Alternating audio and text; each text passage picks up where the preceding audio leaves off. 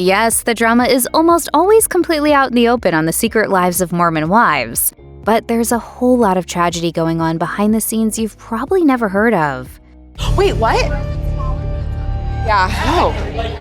At the end of the Secret Lives of Mormon Wives series premiere, Taylor Frankie Paul got arrested. In early 2023, cops were called to her home after a domestic dispute between her and her partner, Dakota Mortensen. Filming paused after the arrest and didn't resume for months. When Paul was finally back in front of the camera, she didn't detail much of her arrest or the aftermath. However, according to Dakota's claims to the police at the time, the incident was quite intense. She was launching those metal chairs at me, left and right. I mean, put holes in the wall, like. Turns out the influencer was charged with domestic violence in the presence of a child, aggravated assault, child abuse, and criminal mischief. By September 2023, Paul had reached a plea deal, and it seemed that she was putting the arrest behind her. She said in a TikTok video, "As much as I wish that night had went differently, I felt like hitting rock bottom actually helped me in some ways. Made me seek help that I wasn't getting." During season 1, Jen Affleck acknowledged that she and her husband Zach were going through a rough patch. This rough patch reached fever pitch when the cast went to a Chippendales show in Las Vegas. Zach reprimanded Jen for attending the show, going so far as to question her morals and even threatened her with divorce. Since filming those episodes, Jen has not only had time to reflect on the Chippendales disaster, but she's been very open about the status of her marriage. She told Today, "I think what was wrong about the situation was that he just didn't trust me, and he didn't trust that I could navigate the situation." She went on to add that much of the disconnect between the two stemmed from their religious beliefs and expectations, saying, "If we were at a bachelorette party and we're just celebrating, it wouldn't have been a big deal. But because we're representing our church, and I think he knew that millions of people were going to see that, he was scared that they would put me in a tough situation with filming and that they would portray me in a different light that I'm not." Jen has continued to open up about her relationship on Instagram and in other interviews. As she told Decider, she and Zach have made an effort to work on their marriage, noting that they began therapy immediately after filming wrapped. Turns out Jen deals with more than marital problems. While filming season 2 of their Hulu show, Jen shared that her pregnancy with her third child brought on and exacerbated mental health issues, specifically prenatal depression and thoughts of taking her own life. She even had to take a break from filming as she discussed it. I don't want to talk about this right now. You don't have to. She later said in an interview with People, "Looking back and thinking about all of season 2, to be honest, it's a bit of a blur just because I was barely surviving. It's really hard to talk about, but that was definitely one of the hardest times of life, and I felt like I couldn't turn to anyone." At least it looks like she's doing better now that she gave birth to her child, as evidenced by this recent Instagram video shot in the hospital shortly after the big day. Mayci Neeley often plays it off like she's just living it up, which is true a lot of the time. We're just living our life, making videos and smashing men's hearts. But she also has a surprisingly tragic history. When she was just 19, she became pregnant and moved back in with her parents. This is when her relationship with the father of her child, then boyfriend Eric Mack, took a horrifying turn. One day, Neeley and Mack were arguing via text while Mack was driving. Mack then got into an accident and died on impact. She shared in an essay that she wrote for The Mirror, "I was utterly destroyed. I had no idea that he was driving. I never would have replied to him if I knew. Eric was my best friend, and suddenly he was gone. I couldn't get my head around the fact that I'd never hear his cheeky laugh again. My baby would never be held by their father. It was too much to bear." Mack's death sent Neeley into a serious depression, noting that it wasn't until her son was born that she began to feel like herself again. She told Us Weekly, "I have grown so much empathy. I think I give everyone the benefit of the doubt, and you can see that in the show. When people see my backstory, they realize why I do some of the things I do on the show." Another cast member who's been through a lot is Layla Taylor. She was pretty open about her first marriage on the show, not only reflecting on getting divorced at a relatively young age, but also being honest about feeling underwhelmed by their sex life when they were married. However, as she told Us Weekly, there's a lot more to the story of her divorce. Taylor and her ex-husband, Clayton Wessel, started dating when they were teenagers. After Taylor found out she was pregnant with the couple's first child, the two got married. She said of their relationship, "I felt like we owed it to our unborn baby to give our family a chance, but just don't think we ever had a stable relationship built at all. And then adding kids on top of that, it just kind of kept getting more and more toxic, and we fought more than we ever were happy with each other. It was just really bad." Taylor noted that Wessel threatened to divorce her multiple times before finally leaving, and she did not try to save the marriage. Evidently, they haven't exactly forged a friendship in the wake of their divorce. She said, "Hopefully we can get to a more peaceful place. I think with him there comes jealousy, and he found out about my boyfriend. So hopefully one day I'm praying that we can get to a point that we're a lot more cordial."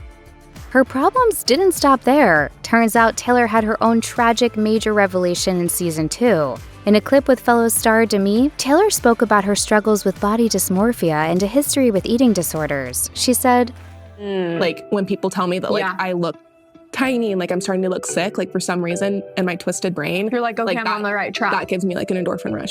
During the conversation, Taylor also showed Engemann her scars from self-harm. In the reunion episode, Taylor expanded on the struggles she's faced, confessing to numerous attempts at taking her own life. She went on to explain that her 2 sons, Oliver and Maxwell, saw her scars, and this prompted her to get them removed. She also admitted that she hasn't self-harmed in a long time because she wants to be strong for her children. Jessi Ngatikaura has also been through a tough divorce. Ngatikaura first got married when she was 22 to someone she first met in middle school. After they tied the knot, she started a hairstyling business, whereas he started smoking weed. All of those life changes caused a rift in their relationship, and the two grew apart. What Ngatikaura struggled most with in her divorce was having to separate from her ex-husband's family. She said on an episode of the Weekly Trash podcast, "It was hard because I loved his family. I loved him. I felt like they were my family, and that was my biggest internal struggle, being like, these people that I feel like are my parents and my grandparents and my extended family are just gonna be gone if I leave." Jessi eventually went on to marry her current husband, Jordan. However, during season 2, fans got a very clear impression that Jessi and Jordan are having serious marital issues. The couple got married in 2020, long before they became famous, and share 3 children together. Jordan has a daughter, Peyton, from a previous relationship, and he and Jessi are parents and step-parents to her, as well as their 2 children, a son named Jagger and a daughter named Jovi. But yeah, they faced some serious marital struggles over the years. In fact, things seemed so bad between Jessi and Jordan that audiences began speculating that the two were headed for divorce. This was certainly exacerbated by the fact that during the season 2 finale, Marciano Brunet of Vanderpump Villa said that he and Jessi had been having an affair. While on the Vile Files podcast, Jessi didn't deny the affair, but she did push back against the idea that she and Jordan were settled on divorce. And when asked if he was a good role model for their children, Jessi said, "No, I think that there's been a lot that's happened, and I think that he and I are both willing to work on things and change, but maybe he should be asked that question." Yikes. Demi is another cast member from The Secret Lives of Mormon Wives who went through divorce at a young age, but that's not tragic at all compared to her struggle with infertility. In 2023, she shared an update on her efforts to become pregnant on Instagram, noting that she and her husband had been trying for a baby for about a year and a half at that point.